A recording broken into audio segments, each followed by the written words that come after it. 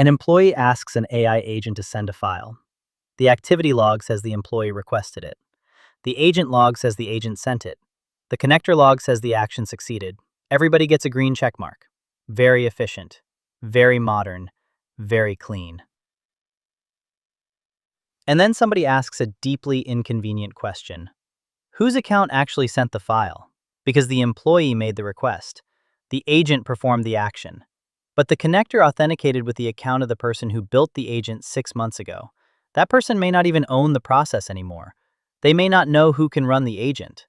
They may not know the connection is still live. And the organization may have just confused permission to use the agent with authority to use somebody else's credential. Those are not the same thing. If your answer is, well, technically the connection worked, that is not an answer. That is a privacy incident waiting for a meeting invite. The agent has a name. The credential carries the authority. And this week, we are checking whether those two things still match. Quick disclosure before we start. AI-assisted tools were used in parts of the research and production workflow. Final editorial judgment, risk posture, and release approval stayed human-led. This is operational guidance, not legal advice. These are my opinions and are not representative of any organization. One additional disclosure as the desk evolves. My current role includes privacy work, so you will hear me pay closer attention to purpose, access, retention, deletion, and accountability. I will not discuss non-public work here. These are my personal views, and they do not represent the state of Oregon or any other organization.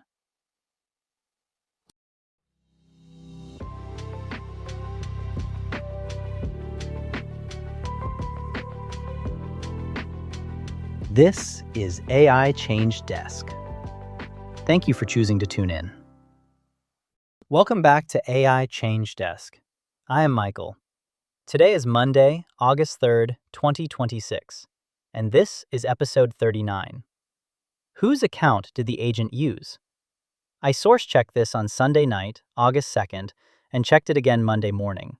That timing matters for two reasons. First, OpenAI's current workspace agents guidance makes a very specific delegated identity risk unusually plain. Second, a set of European Union AI transparency obligations began applying on August 2nd. Those are different developments, but they point toward the same operating failure. Organizations are getting better at showing people that AI is present. They are not always getting better at proving whose authority moved the work behind the screen. And privacy lives in that gap. Not only in the policy, not only in the consent language, not only in the tiny link at the bottom of the page that everyone reads with the enthusiasm usually reserved for printer firmware updates. Privacy lives in the actual movement of data. Who asked? Who authenticated? What was the purpose? What was the minimum data needed? Where did it go? What remained afterward?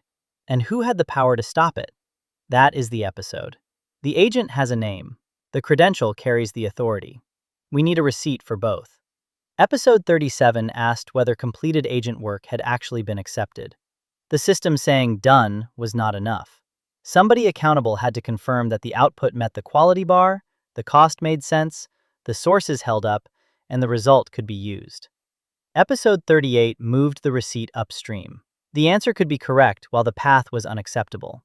So the organization needed evidence for the whole trajectory.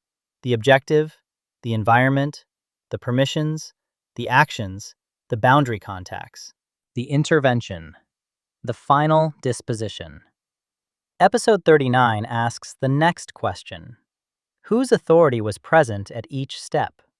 Because an agent can have one name and several identities hiding behind it, there is the person who asked for the work, the person who built the agent, the person who published it, the account that authenticated to the connected service, the person who approved a write, the service account that actually performed the action, and the person whose data moved through the workflow. If those identities collapse into one field called actor, you do not have an audit trail. You have a group photo with no name tags. OpenAI's current Workspace Agents documentation includes a blunt warning for workspace administrators. If an organization enables publishing with personal connections, a creator can publish an agent that uses the creator's own app or connector credentials. Other people who can use that agent may then be able to access data or perform actions through those connections as the creator. OpenAI recommends least privilege, a limited audience, avoiding sensitive or high-impact connectors, and regular configuration audits. That is vendor guidance. It is not proof of how any specific tenant is configured. But the control problem is concrete. The person invoking the agent may not be the person supplying the authority. Audience permission is not credential authority. The workspace may correctly say, yes, this employee can use the agent. The downstream service may also correctly say, yes, this credential can send the file. And the organization can still fail to answer whether that employee should have been able to use that credential for that file, for that recipient, for that purpose. Every individual check can pass while the combined action is wrong. That is why the builder screen is not the receipt. The admin panel is not a witness. And the green check mark is not a notary stamp. The receipt has to bind the full chain. Requester, agent owner, publisher, sharing audience. Trigger, agent and session. Connection owner, authenticating account. Effective downstream scope. Action, approval, defender event, and final disposition.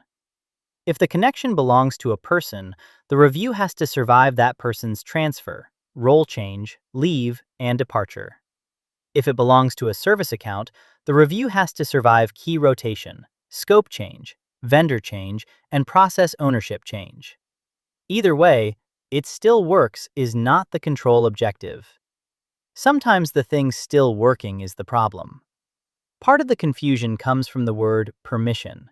We use one word for several different decisions. The first permission is audience permission. Can this employee find and run the agent? That is a workspace decision. The second permission is credential capability. Can the connected account read the record, send the message, update the ticket, or create the calendar event? That is usually a downstream service decision. The third permission is purpose authority. Should this person, using this workflow, move this data to this recipient for this reason right now? That is the organizational decision. And sometimes there is a fourth permission layered on top. Did a human approve the specific high-impact action before execution? Those permissions can disagree. An employee can be allowed to run the agent. The credential can be allowed to send an email. The agent can be configured to request approval before sending. And the use can still be outside the intended business purpose because the recipient, data category, or context changed. Imagine a sales agent built by a regional manager. The agent can read customer records and draft follow-up messages. The manager publishes it to the whole sales organization using a personal customer relationship management system connection. A colleague runs it for an account that belongs to another region. The customer relationship management system accepts the credential. The agent drafts the message. The employee approves send. Every technical surface may have behaved exactly as designed, but the receipt still needs to answer, was the colleague an approved audience for that customer data? Was the manager's connection intended to supply authority for other regions? Did the workflow retrieve only the fields needed for the follow-up? Did the final message include information the recipient should not receive? Did approval attach to the message itself, or only to the generic action called send? And if the manager changes roles tomorrow, who owns the connection then? This is why least privilege cannot be a sticker placed on the architecture diagram. You have to inspect effective permission at runtime, not what the role was named, not what the builder intended, not what the demo showed, what the combined chain could actually do. The practical move is to keep the permission layers separate in the receipt: audience, credential, purpose, action approval. Then record the mismatch instead of averaging 4 green check marks into one comforting shade of green. On August 2nd, the European Commission says Article 50 transparency obligations under the European Union AI Act began applying. The exact duties depend on who is providing or deploying the system, where and how it is used, what kind of interaction or content is involved, and which exceptions apply. This is not the moment to say, the entire AI Act switched on yesterday. That would be neat, it would also be wrong. The current commission timeline includes different dates for different obligations, including later dates for high-risk rules. What is relevant here is the transparency layer. The Commission's guidance addresses things like telling people when they are directly interacting with an AI system, machine-readable marking for certain generated or manipulated content, and disclosure duties for certain deployer uses. For qualifying text on matters of public interest, the guidance also distinguishes substantive human review and editorial control from superficial checking. Spell check is not editorial judgment. Moving a comma is not governance. And clicking approve because the deadline is now making eye contact with you is not meaningful review. That point matters to this show. We disclose AI assistance. We also keep final editorial judgment human-led.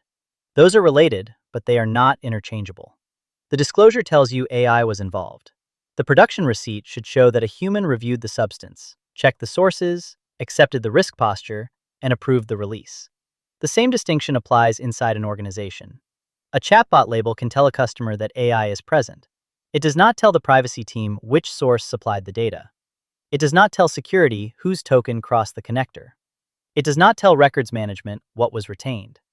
It does not tell the data subject whether deletion removed the source copy, the synced copy, the conversation, the memory, the downstream message, or none of the above. Transparency is a control. It is not a substitute for the rest of the control system. This is where my own editorial lens is changing. My current work includes privacy. I am not going to discuss non-public work, internal cases, employer systems, or policy positions here. But I am going to ask the privacy questions more consistently, because AI governance often treats privacy like a column in a spreadsheet. Privacy reviewed? Yes. Green cell. Next meeting. The real questions are verbs. Collected, retrieved, inferred, combined, shared, remembered, retained, deleted. Privacy is not only what data exists, it is what the workflow does with that data over time. For one connected agent run, I want a data handling receipt next to the authority receipt. What was the stated purpose? What data was actually needed? What data was actually retrieved? Did the connector return more than the workflow needed? Which recipient received the result? Did any downstream tool receive context that the requester did not expect to leave the source system? What did the agent remember? What did the platform retain? What did the downstream service retain? What happens when the connection is removed? What happens when the conversation is deleted? What evidence proves those are different actions? That last distinction matters. OpenAI's health documentation provides a useful, sensitive data example. OpenAI says users choose which health sources to connect. And by default, the product asks before using connected health data to personalize a response. It also says disconnecting a source causes synced data from that source to be deleted from OpenAI's systems within 30 days. But information already included in conversation history remains until those conversations are deleted. Disconnect is not delete everything. Delete conversation is not necessarily disconnect source. Permission to read is not permission to share onward. Those distinctions are not annoying product trivia. They are the privacy receipt. And because this is health information, the boundary needs to stay exact. OpenAI describes health as supporting, not replacing medical care. It is not intended for diagnosis or treatment. The consumer experience is not presented for covered entity clinical use with a business associate agreement. Do not round that into, it is secure, so we are good. Security language, product controls, privacy obligations, and use case eligibility are different questions. Microsoft's least privilege guidance for AI agents gives us a useful independent control pattern. It recommends a unique, dedicated agent identity with a named owner and approver. It calls for reviewing effective permissions across roles, tools, and downstream systems. It recommends logging the agent identity, role, effective scope, action, resource, correlation identifier, and the user on whose behalf the agent acted, where applicable. And it says to test revocation paths. Disable the agent, rotate the credential, invalidate the token, remove stale permission. Then prove the old path no longer works. That is the difference between having a revoke button and having revocation. GitHub's agentic audit fields offer another platform-specific example. Identify the action, whether the actor is an agent, the agent session, and the initiating user. Neither Microsoft nor GitHub defines a universal standard for every other platform. But the design lesson travels well. Do not make one actor field carry 5 different kinds of accountability. Microsoft's Project Perception preview page also went live on August 3rd. Microsoft describes a defender system that coordinates signals, context, models, agents, and actions. That is relevant because defender-side evidence should independently observe what the agent-side record claims. But an announcement is not a deployment receipt. Before we treat those controls as observable facts in any tenant, we need the actual access boundaries, licensing, logs, and behavior. Vendor architecture can tell us what to inspect. It cannot inspect itself for us. Here are the mismatches I would look for this week. The requester is not the authenticating account. The published audience is broader than the credential owner expected. The agent is scoped correctly in the builder, but the downstream token is broader. The write approval exists for one action, but the connector returns sensitive data before the write. The connection is removed, but the token or downstream session remains valid. The source is disconnected, but copied data remains in conversation history. The disclosure says AI is present, but no one can identify the accountable deployer or reviewer. The log names the agent, but not the initiating user. The log names the user, but not the connection owner.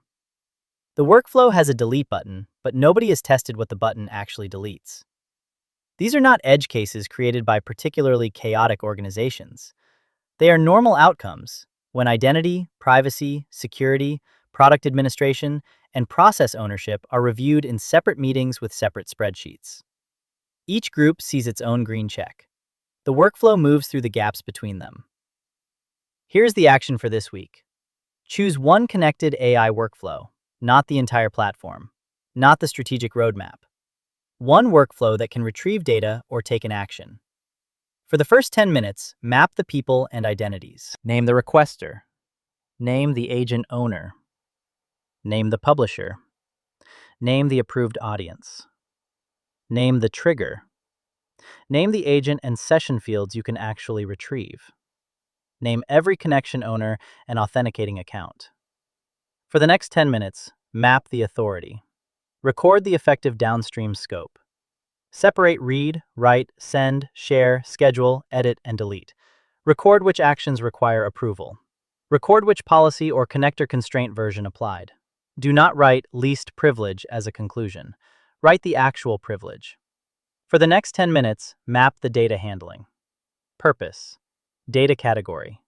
Minimum needed. Actual data returned. Recipient. Onward sharing. Memory. Retention. Deletion. Required disclosure.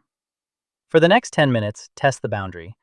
Run one allowed action, run one denied action. Then remove or rotate one connection and prove the old path no longer works. Capture the agent side record and the defender side record. For the last 5 minutes, reconcile. Do the timestamps match? Do the identities match? Does the authenticating account match the intended authority? Does the data returned match the stated purpose? Did the approval attach to the right action? Did revocation actually stop the path? If the answer is no, record the mismatch, the owner, the correction, the residual risk, and the final disposition. Keep the workflow supervised until the receipts reconcile. That is not anti-agent, it is pro-accountability. And it is much cheaper than discovering 6 months later that the organization has been borrowing somebody's badge because the integration was convenient. The privacy question is not only, did we collect personal data? It is, whose authority caused the collection? What purpose governed the action? Which account moved the data? What evidence survived? And could we stop, correct, or delete the workflow when the answer changed? The agent has a name. The credential carries the authority. This week, make sure your receipt records both. This is AI Change Desk. I am Michael. Thank you for listening.